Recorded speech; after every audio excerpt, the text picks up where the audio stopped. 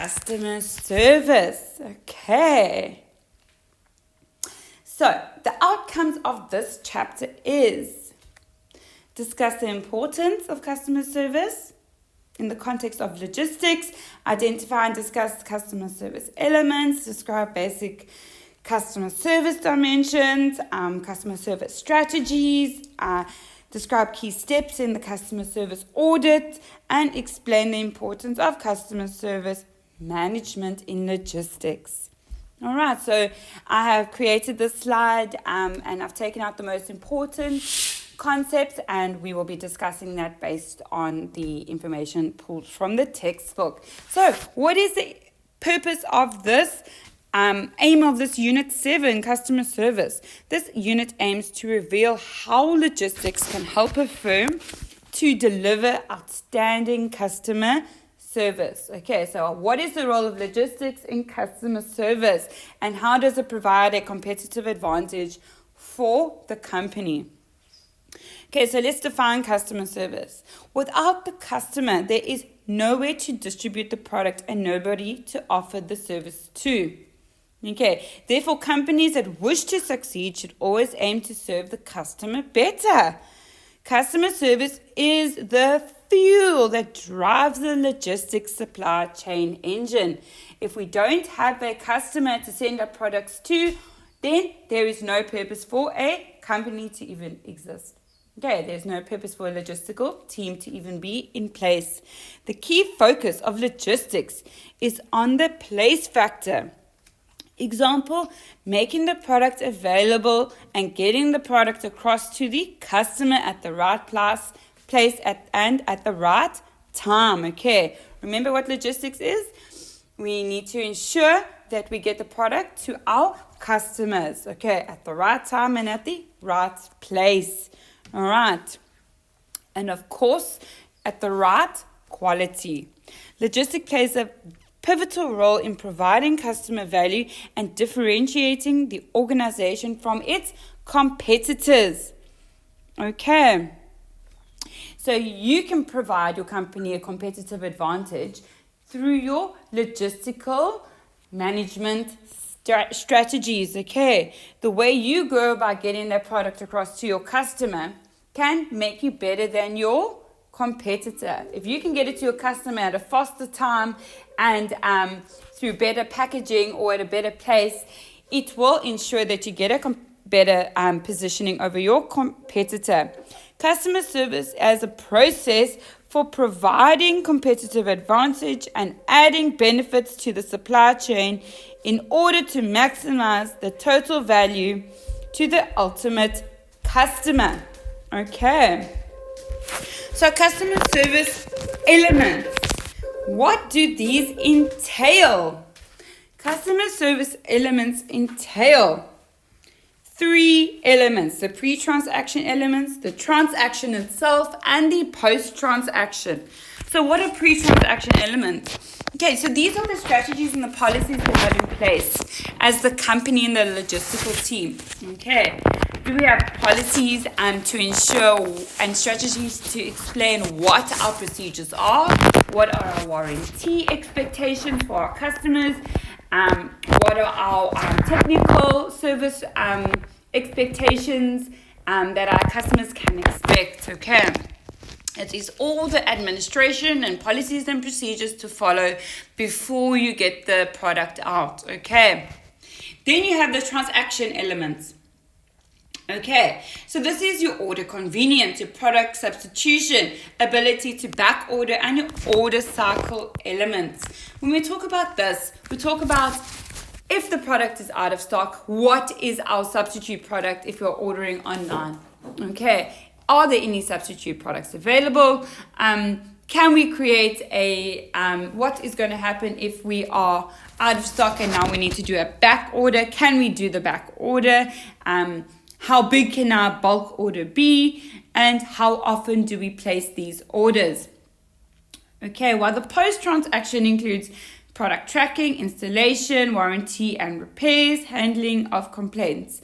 So when we think about this customer service elements, we look at all the administration we do before we send the product out, Okay. Then we actually send the product out through the transaction elements, and the post-transaction would be, are our customers actually happy? How are we handling the complaints? Are they handling the complaints appropriately as per our policies that we implemented in the pre-transaction elements? And are the packaging of the products following the correct procedures as we required? Okay. By ensuring that we have top quality in all of these elements, will ensure we provide a top customer service. So let's look at the basic dimensions of customer service. This can be argued that every customer expects the best possible service from a business. Okay, we expect, when we are ordering, for example, shoes online from, let's say, Nike, we expect the shoes to be delivered within the stipulated time frame, which is usually 3 to 5 business days. And if we don't receive those shoes within the 3 to 5 business days, we are probably going to be upset that the company never stuck to their expectations. Okay. In turn, a business realizes that in order for it to grow and continue its operations, it must ensure that it meets its customer needs. If you say you're going to deliver the shoes, if you as a company say you're going to get the shoes to the customer within 3 to 5 business days, you should strive to try and get it within those 3 to 5 business days. If you can get it in 3 business days, your customer will be very happy. Okay, if you get it to them in 7 business days, you're probably going to lose that individual as a customer. Okay. So this is where we can provide a competitive advantage. The logistical team is getting it out to the customer before they actually expect it to be delivered. Okay. So there are 3 basic service dimensions, and these include availability, operational performance, and reliability. Okay. So when customers wish to purchase the product, they expect it to be available, like I just said. If you're going to be ordering on Take-A-Lot and it says the product is available to be delivered in 3 to 5 business days, you expect it to be delivered in 3 to 5 business days. Take-A-Lot is excellent at availability. They post and they pre-transaction customer service elements. Take-A-Lot is a really, really well organized organization. Okay, for example, if you're going to go to KFC and you want to order a Streetwise 2, you expect to receive the Streetwise 2 meal there because it's on their menu, and you expect to receive it within the next at least 15 minutes if you're doing a drive-through. Okay, if you don't, it means you can just leave and go to another company or fast food service chain and get another meal. All right, which means KFC are losing a customer and they're not sticking to their customer service elements. All right, if the items are out of stock, lose customers. Okay, which means a loss of revenue. The speed factor considers how long it takes for a business to deliver the products. You need to ensure that as the logistical team, you provide the products as required. If you're working in the fast food industry, you need to ensure that the product is out, the product is available. You have the materials and the raw items to produce the product as per the stipulated pre and post service strategies that the company has implemented. Okay. So, consistency is important, okay? It refers to the organization's ability to produce the same level of service repeatedly. Now, this definitely applies to every company, okay? For example, when you're going to go to KFC, you know you're going to get the same type quality fast food every time, the same fried chicken and the same taste. You know what you're going to receive, and that is called consistency. The company needs to be consistent, okay? And of course, reliability. All right. Is the company willing to provide the customer with early and accurate information regarding their orders? Okay. For example, Take-A-Lot, if you're shopping online, they state on there, this item is unavailable. It may be in stock in the next month. Okay. Or the items are available. All right. So you need to ensure that you provide reliability to ensure customer service. So the way the company manages their strategies and manages their products to get out to the customer will illustrate the customer service and how they take their customers to heart. And remember, you need to take those customers. Then your customers are your most important thing. If you do not work for your customers' happiness and quality, you are not going to succeed as a company, because your customers are the ones who keep the company going. They give you the revenue to succeed. So that means we need to take customer service to heart. Okay. So by saying that, the company needs to ensure they have a customer service strategy. And in this customer service strategy, we need to take into consideration what kind of customers we are aiming at. What is their income? Are they middle, low, high class income?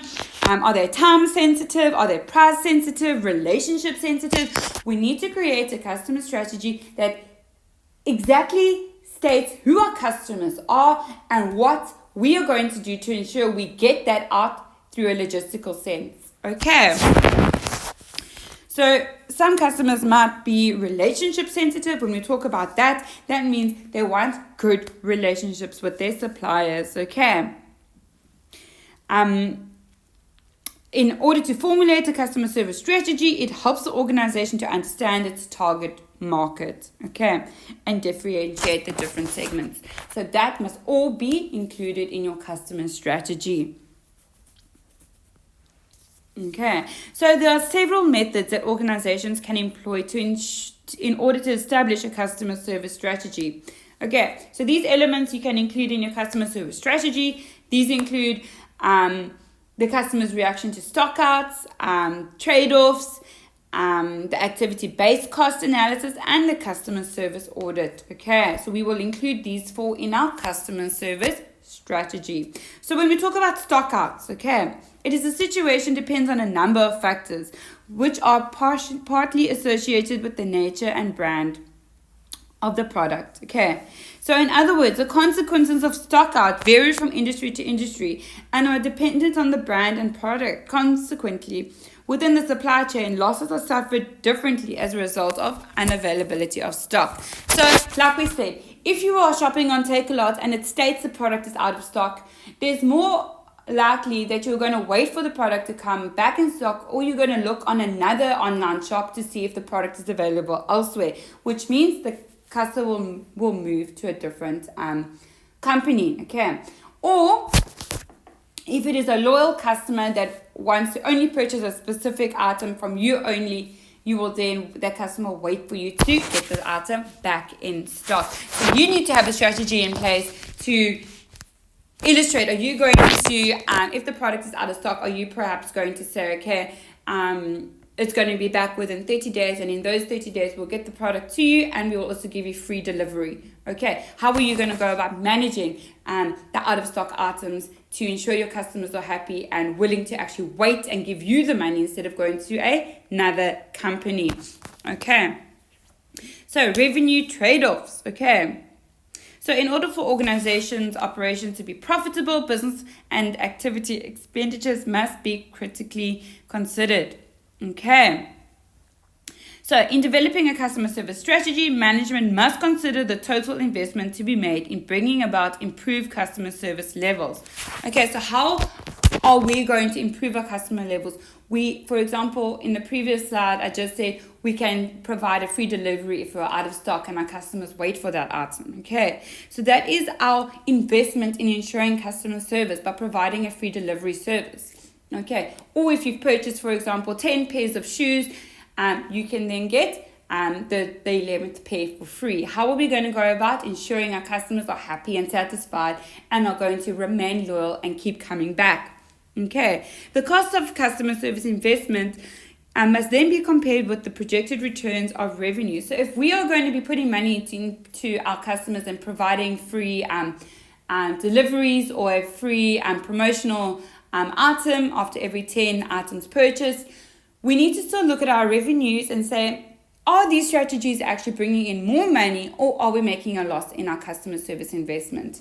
And if that is the case, that means our customers are not loyal, and you will need to revise your service strategies. Okay.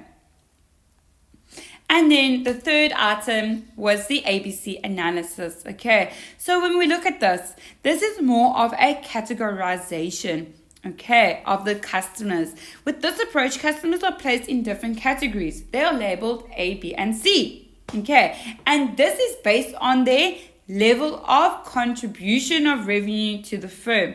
So if you are going to be a top customer and you're a loyal customer purchasing every month, you are definitely going to fall into category A. However, if you're a customer that purchases every now and again, maybe once every 6 months or once a year, you're probably going to fall into category C. Okay, category C typically has the highest number of customers. Okay, why? Because we do not live in an economy that has high income levels. Therefore, most of our customers purchase when they have availability, and most of that falls into category C. Okay, and then the next item within our customer service strategy will be the customer service audit. We can't have a customer service strategy and policies in place without being able to review and audit it. We need to ensure that it is actually working. Are we benefiting from providing so much investment into our customer service? Okay, so it is the process in which companies engage, okay, in order to understand what customers expect in terms of service quality, as well as to determine how well the company is performing relative to those expectations. Okay, so here we're going to review our customer service. Okay, we're going to review our strategies, we're going to review our policies, and then we're actually going to talk to our customers. Okay, here we can talk to our customers in store, we can provide a survey out of store, and then we can have a service quality questionnaire that perhaps the customers can review. Okay, for example, if you go into hospital, you usually get an SMS or a phone call to review the hospital stay and their service after you have been discharged. Okay, and that allows the company to then provide a statistical audit and to see, okay, so are our customers actually happy with what we are providing? Okay, if not, what are their recommendations? What are they saying that we need to improve on? And you then need to adjust your customer strategy and improve accordingly. Okay, a customer service audit also enables an organization to compare itself against its key competitors. Okay, at the end of the day, we want to be better than our competitors, and the only way we can go about doing that is by doing our market research and asking our customers and comparing our statistics. Okay, like I said, we can do an internal, external audit. We can look at our chat to our customers and see how we are doing. Okay, so this is just a customer service audit process. Okay, the different steps we go about auditing our customer service. Okay, we must always develop solutions based on what our audit is saying. Okay, and we must then implement it, ensuring that we are doing better, learning from our mistakes. Okay, and then lastly, customer service measurements. Okay, once a strategy, a service customer has been in place, we must then measure it. All right. The purpose of introducing a measurement system is to ensure we are performing better than we were yesterday. Okay, we want to succeed, we want to do better, we want to identify opportunities, and we want to improve our service. We cannot have a high quality product and not provide a good service to get it to our customers. Okay, then no one is going to purchase and the company is going to make a loss. Okay, so these are just a few activities to measure customer service for logistic related ways. Okay, so just have a look at those. It is in the textbook as well. And that is the end. I hope this has helped you. As I said, this slide has the main items that were important in the textbook, but always make sure you refer to the textbook in connection to the